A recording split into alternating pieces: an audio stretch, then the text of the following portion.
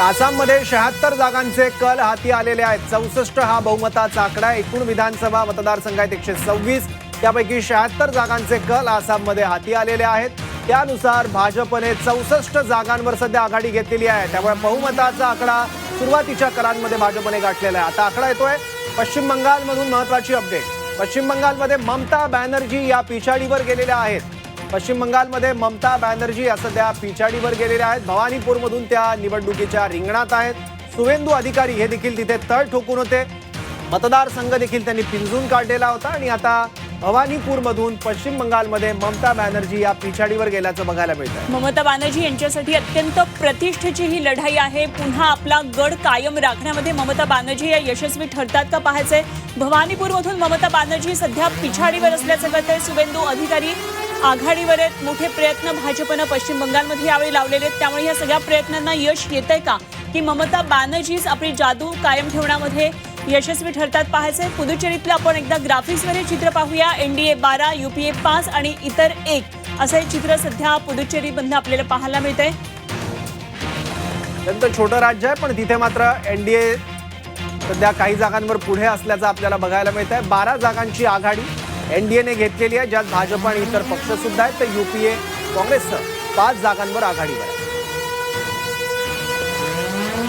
महासंग्रामातून आणखी एक महत्त्वाची बातमी केरळमधून 138 जागांचे कल आता केरळमधून हाती येतात। यूडीएफ 71 जागांवर पुढे आहे आणि एलडीएफ 62 जागांवर आघाडीवर आहे। केरळमधून महत्त्वाचं चित्र, भाजप 5 जागांवर आघाडीवर आहे। केरळमधून केरळच्या महासंग्रामातलं हे सगळ्यात महत्त्वाचं दृश्य आपण सध्या पाहतोय। सुरुवातीचे हे कल, तर पुदुचेरीमध्ये 18 जागांचे कल हाती आलेले आहेत। 30 जागा एकूण आहेत आणि 18 जागांचे आता कल हाती आलेले आहेत।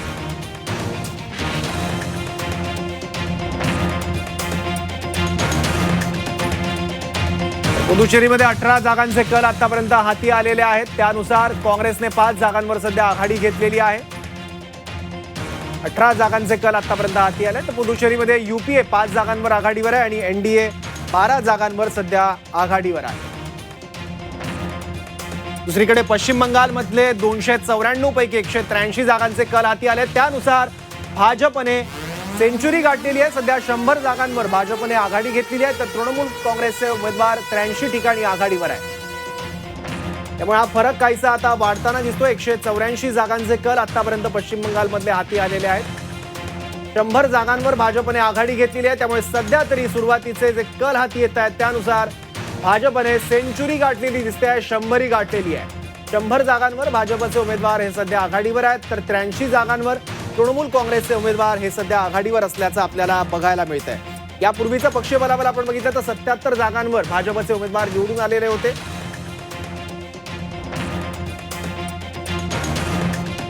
तर अनेक मुद्दे खरं तर पश्चिम बंगालच्या निवडणुकीमध्ये अत्यंत महत्त्वाचे ठरलेत। काही नवीन नेतृत्व सुद्धा पश्चिम बंगालमध्ये उदयाला येतं आहे आणि अभिषेक बॅनर्जी यांचा उदय आता होतं। त्यामुळे टीएमसीमध्ये दुसऱ्या क्रमांकाचं नेतृत्व आहे। त्या दृष्टीनं नेमकी ही निवडणूक त्यांच्या भवितव्याच्या दृष्टीने सुद्धा महत्त्वाची आहे। ममता बॅनर्जी यांच्यासाठी तर प्रतिष्ठेची निवडणूक आहेच आहे। केरळमध्ये आता 139 जागांचे कल हाती येत आहेत। यूडीएफ 71 जागांवर सध्या आघाडीवर आहे आणि एलडीएफ 63 जागांवर आघाडीवर आहे। तर भाजप 5 जागांवर आघाडी भाजपनं ही घेतलेली आपल्याला पाहायला मिळते। 139 जागांचे कल केरळमधून आता समोर येत आहेत। केरळमध्ये यूडीएफ 71 जागांवर सध्या पुढे आहे। एलडीएफने 63 जागांवर सध्या आघाडी घेतलेली आहे।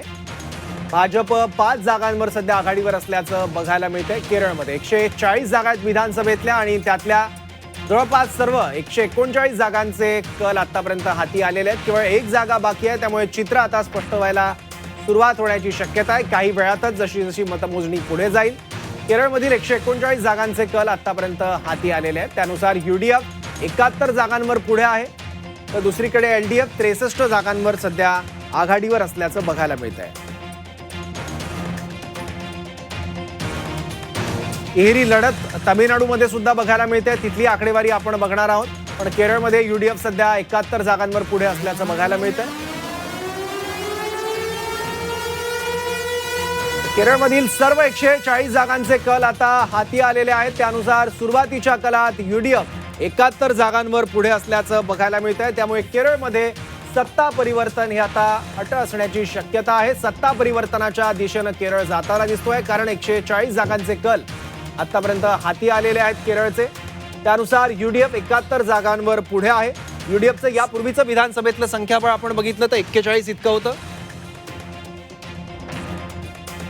त्यामुळे सत्ता बदल होण्याची शक्यता आहे केरळमध्ये. सुरुवातीच्या कलात 71 जागांवरचे कल आतापर्यंत हाती आलेले. तर भाजपने सुद्धा केरळमध्ये 6 जागांवर आघाडी घेतली आहे. यापूर्वी 3 जागांवर भाजपचे उमेदवार आघाडीवर होते आणि आता 6 जागांवर भाजपने आघाडी घेतलेली आहे. त्यामुळे स्थानिक स्वराज्य संस्थांच्या निवडणुकांमध्ये केरळमध्ये भाजपला मोठं यश मिळालं होतं आणि त्यानंतरचा हाच आकडा भाजपने शेवटपर्यंत कायम ठेवला आणि 6 जागांवर विजय मिळवला. तर हा भाजपसाठी मोठा विजय असेल केरळमध्ये.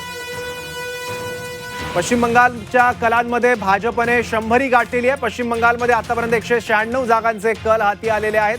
त्यानुसार भाजपने 105 जागांवर सध्या आघाडी घेतलेली आहे. तृणमूलने 90 जागांवर सध्या आघाडी घेतलेली आहे. भाजप गेल्या विधानसभा निवडणुकीत 77 जागांवर विजयी झालेला होता आणि यावेळेस मात्र आमची सत्ता येणार असा दावा भाजपकडून केला जातोय. तर दुसरीकडे 220हून अधिक जागा आम्ही जिंकू असा दावा ममता बॅनर्जी यांनी देखील केलेला आहे. एक्झिट पोलचे आकडे आपण बघणार आहोत, पण त्याच्या आधी पश्चिम बंगालमधल्या मतमोजणीतून नेमके काय कल हाती येत आहेत ती आकडेवारी आपण पाहिली तर 196 जागांपैकी भाजप सध्या सर्वाधिक जागांसह आघाडीवर दिसत आहे. तर आसाममध्ये 78 जागांचे कल हाती आलेले आहेत. भाजप 65 तर काँग्रेस 12 जागांवर पुढे आहे. 64 हा आसाममधला बहुमताचा आकडा. एकूण विधानसभेच्या जागा आहेत 126. त्यापैकी भाजपने सुरुवातीचे जे कल आहेत त्यानुसार बहुमताचा आकडा गाठलेला आहे. बहुमताहून एक अधिक जागा सध्या भाजपने मिळवलेली दिसते आहे. आघाडी मिळवलेली आहे 65 जागांसह भाजपने आसाममध्ये. एकूण 78 जागांचे कल आतापर्यंत हाती आलेले आहेत. 64 ही मॅजिक फिगर आहे आसाममधली. त्यापैकी 65 जागांवर सध्या भाजपने आघाडी घेतलेली आहे. तर आता तामिळनाडूतली आकडेवारी आपण बघितली तर 22 ठिकाणी डीएमकेचे उमेदवार आघाडीवर आहे. 12 ठिकाणी एआयडीएमकेचे तर 60 ठिकाणी टीव्हीकेचे उमेदवार आघाडीवर आहेत. तिहेरी लढत तामिळनाडूमध्ये आपल्याला बघायला मिळते. स्टॅलिन यांचा पक्ष तिथे सत्तेत आहे.